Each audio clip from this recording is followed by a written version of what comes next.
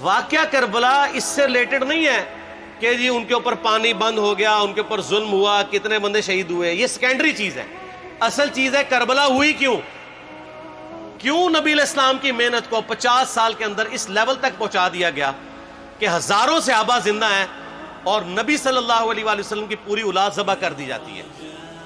ہم تو یہ کہہ نہیں رہے کہ کیسے ذبح کیا انہوں نے، آری چلائی تھی یا تلوار چلائی تھی، یہ تو واقعہ کربلا تو سب کو پتہ ہے، ان کی شہادت بھی سب کو پتہ ہے. جامعہ ترمذی میں حدیث ہے حسن و حسین جنتی نوجوانوں کے سردار ہیں اور ان کی والدہ جو ہے وہ جنتی عورتوں کی سردار ہیں.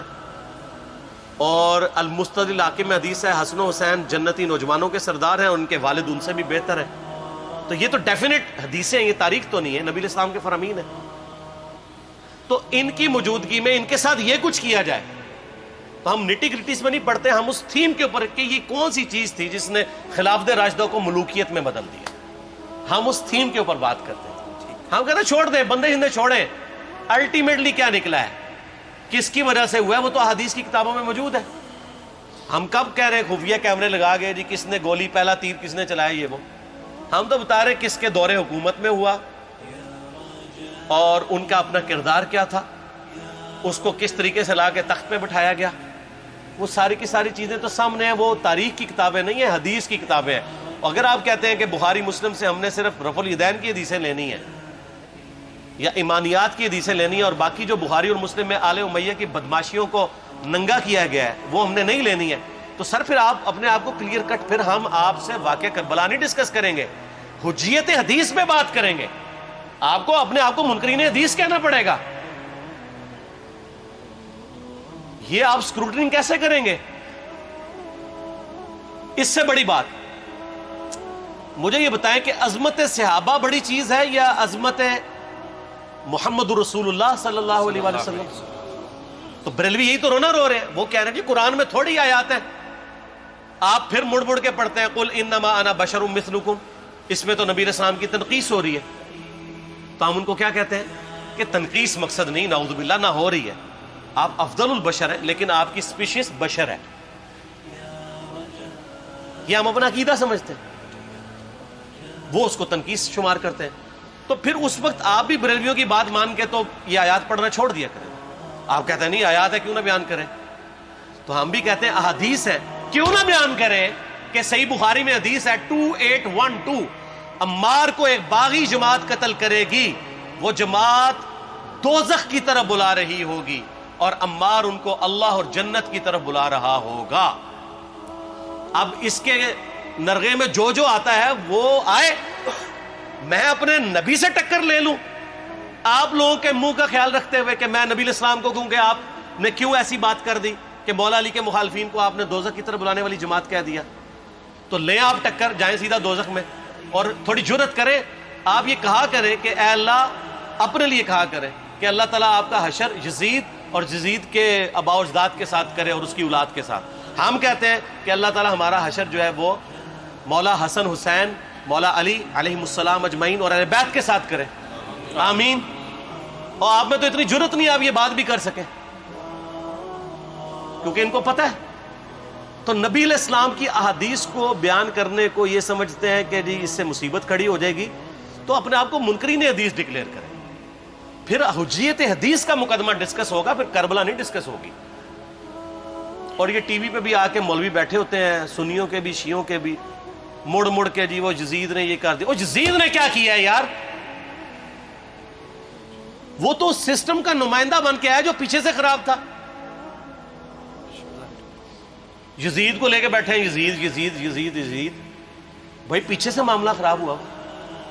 اگر نہیں یقین آتا تو یہ بخاری مسلم کی میں نے آلموسٹ 200 سے زیادہ حدیث مین سٹریم کی کتابوں سے اکثر بخاری مسلم جمع کیے، پڑھے. اور سر میں نے تو ان کو چیلنج دیا ہے یہ حدیثیں پڑھ کے نا اپنے ممبروں سے صرف ان حدیثوں کی تشریح اپنی پبلک کے سامنے کر دیں.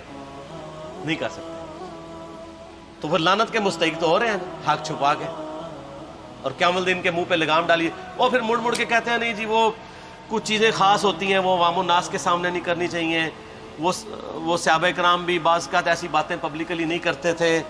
میں نے اس کے اوپر بڑا ایک میرا کلپ ہے یوٹیوب پہ، مولا علی سے متعلق 5 جھوٹ، تو میں نے کافی ساری چیزیں اس میں ڈسکس کی ہیں.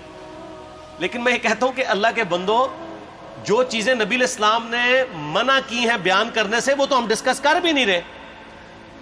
میں نے آج تک آپ کو منافقین کے نام بتائے؟ آپ نے حذیفہ ابن یمان کو بتایا تھے نا آپ صلی اللہ علیہ وآلہ وسلم نے, صحیح بخاری میں آتا ہے. تو میں نے آپ کو بتایا, آپ رازدار رسول تھے, وہ ختم ہوگی بات. میں نے کبھی ڈسکس کی ہے؟ اگرچہ میں نے صحیح مسلم کی حدیث 7035 نمبر ڈسکس کی ہے کہ نبی علیہ السلام نے فرمایا میرے صحابہ میں 12 منافق ہیں, وہ کبھی بھی جنت میں داخل نہیں ہوں گے یہاں تک کہ سوئی کی ناکے سے اونٹ نہ گزر جائے, اور ان میں سے 8 ایسا ہے جس کی کمر پہ دوبیلا پھوڑا نکلے گا. میں نے آج تک آپ کو بتایا کہ کس کس کی کمر پہ دوبیلا پھوڑا نکلا اور اس کی موت اسی پھوڑے میں ہوئی ہے؟ بتایا؟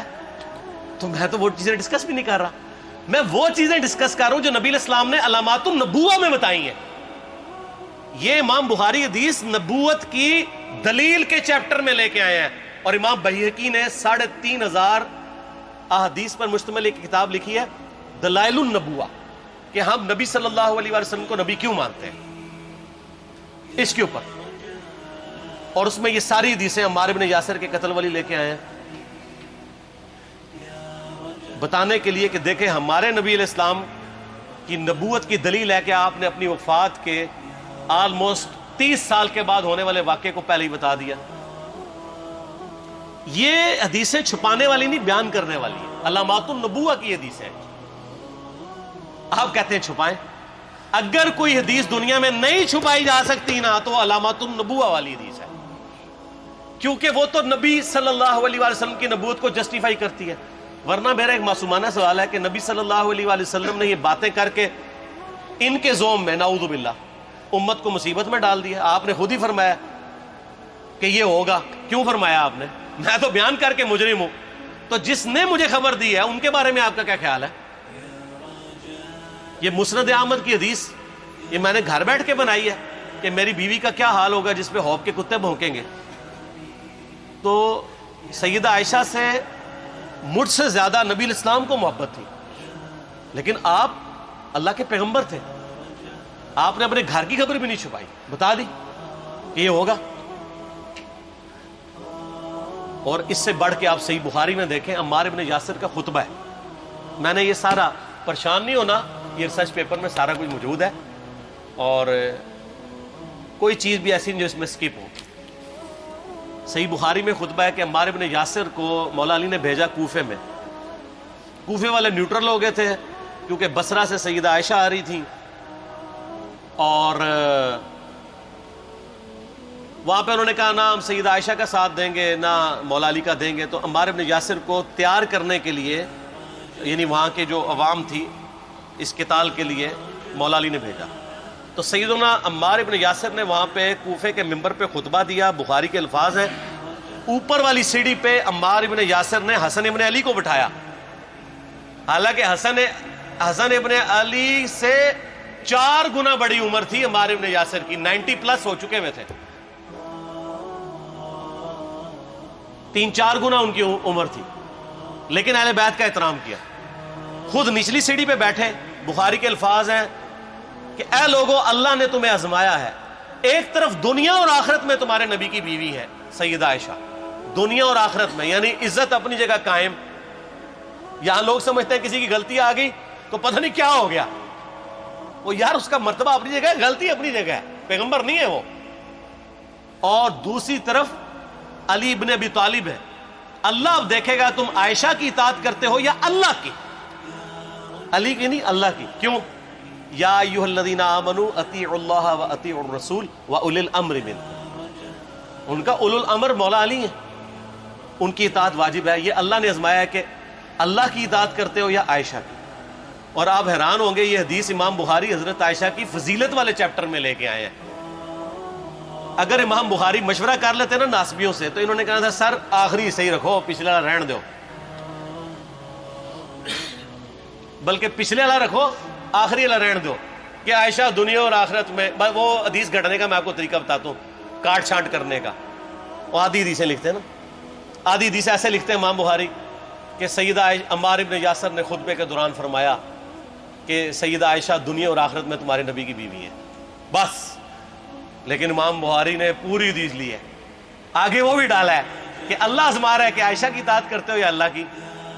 جیسے آپ کے علماء کر رہے ہیں. صحیح مسلم کی حدیث 6488 آدھی بیان کرتے ہیں سارے مولوی، بریلوی، دیوبندی، اہل حدیث سب. میرے صحابہ کو برا مت کہو، اگر تم میں سے کسی نے احد پہاڑ کے برابر بھی سونا خیرات کر دیا اور میرے صحابہ نے ایک مد یعنی 600 گرام خیرات کی، آدھا کلو، اس کے آدھے کو بھی نہیں پہنچ سکتا بس.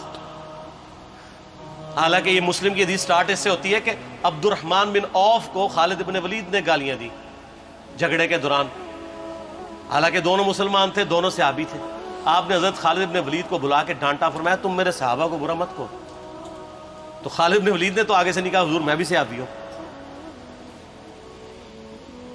ان کو پتا تھا کہ عبد الرحمن بن عوف نے اس وقت اسلام قبول کیا جب اسلام کا مطلب تھا مار، تکلیف اٹھانا، اور خالد بن ولید نے گولڈن پیریڈ میں صلح حدیبیہ کے بعد اسلام قبول کیا. میں اب تم لوگ یہ کر رہے ہو، تم لوگ اگر احد پہاڑ کے برابر بھی سونا خیرات کر دو، یعنی صلح حدیبیہ کے بعد والے لوگ میرے ان کے برابر نہیں ہو سکتے. اور جو فتح مکہ پہ معافی مانگ کے مسلمان ہوئے ہیں طلقاء، مؤلفۃ القلوب، آل امیہ، ان کا تو لیول ہی کچھ نہیں ہے. یہاں تو خالد بن ولید کے بارے میں یہ بات کی جا رہی ہے. اور پھر وہ مؤلفۃ القلوب اپنے زمانے میں ممبروں پہ سب و شتم کروائیں سیدنا علی پر. تو سب سے پہلے تو ان کو کہنا چاہیے جن کے بارے میں حدیث تھی کہ تم صحابہ کو گالی مت دینا. ہم نے تو خیر کبھی دی بھی نہیں ہے. اور میں یہ آخری جملہ ان کو ایسا بولتا ہوں کہ جو ان کے دماغ تک ڈرل کر جائے گا کہ آل امیہ نے جو کچھ اپنے دور کے اندر سیدنا علی کی گستاخیاں کی ہیں نا، ہم نے تو ویسی کوئی ایک گستاخی بھی آل امیہ کے بارے میں نہیں کی ہے. میں نے آج تک آل امیہ کے اوپر بائی نیم کسی کے اوپر لعنت کی ہے؟ حالانکہ یہ مولا علی پہ کرتے رہے. یہ ہے لعنتی خود ہو گئے نا، جب مولا علی پہ لعنت کی تو لوٹ آئی. مسند ابی یعلا میں صحیح سند کے ساتھ حدیث موجود ہے، مسند احمد میں بھی موجود ہے کہ سیدنا علی کو جس نے گالی دی اس نے رسول اللہ کو گالی دی صلی اللہ علیہ وسلم. جب ام سلمہ نے کہا تھا، شیخ زبیر صاحب نے اس کو تحکیم میں صحیح لکھا ہوا ہے فوٹ نوٹ کے اوپر، کہ لوگوں تمہارے ممبروں پر رسول اللہ کو گالیاں دی جاتی ہیں، تو انہوں نے کہا معاذ اللہ، ہم کب کہیں گے، ایسا نہیں ہو سکتا. تو ام سلمہ نے کہا تم لوگ علی اور اس سے محبت کرنے والوں پہ گالی گلوچ نہیں کرتے ہو کیا؟ جبکہ میں نبی کی بیوی کہتی ہوں کہ سب سے زیادہ رسول اللہ سے محبت، سیدنا علی سے محبت نبی صلی اللہ علیہ وآلہ وسلم کرتے تھے. لہٰذا جب یہ تم کہتے ہو نا علی پر لعنت، علی سے محبت کرنے والوں پہ لعنت، تو یہ لعنت تو تم نبی علیہ السلام تک لے کے جا رہے ہو نعوذ باللہ، کیونکہ علی سے محبت کرنے والا پہلے نمبر پہ نبی صلی اللہ علیہ وآلہ وسلم ہے. اور پھر کہتے ہیں سب کا مطلب تنقید ہے. اور نہ، پرانیاں گلاں، پرانے بابے، پرانے بزرگ، جھوٹے ہو. صحیح مسلم کھولو 6229 غدیر خم سے اگلی حدیث، لعن اللہ ابا التراب کے الفاظ ہیں، مٹی والے ابن ابی طالب پر لعنت، یہ الفاظ موجود ہے. سب کا ترجمہ لعنت ہی ہے، تنقید نہیں ہے. اچھا پھر میرا معصومانہ سوال ہے کہ اس کا مطلب ہے صحابہ پہ تنقید کرنا اچھا کام ہے؟ کہیں گے نہیں. تو بتاؤ یہ برا کام کون کرتا تھا؟ شیعہ کا ابا کون ہے؟ رافضیوں کا ابا کون ہے؟ آل امیہ. تو لہذا شیعہ نو میں کہنا کہ تسی شیخین کے اوپر بکواس اور تبرہ کرنے کی بجائے نا اب لوگوں کو حقائق بتائیں کہ ٹوٹی کمند کہاں. یہ سب مجرمین آل امیہ ہے. اور یہ آل امیہ اور بنو ہاشم کی لڑائیاں نبی علیہ السلام کی بعثت سے پہلے چل رہی تھی، صدیوں سے چل رہی تھی. وہ تو پھر اللہ نے بنو ہاشم کو نبوت کے لیے چنا تو ان کو یہ پھر جیلسی ہضم نہیں ہوئی، وہ چیز آگے چلتی تھی. خیر چھوڑ دیں، ایک تلخ ٹاپک ہے. صلاۃ بر محمد و آل محمد، اللہم صلی علی محمد و علی آل محمد. ٹھیک ہو؟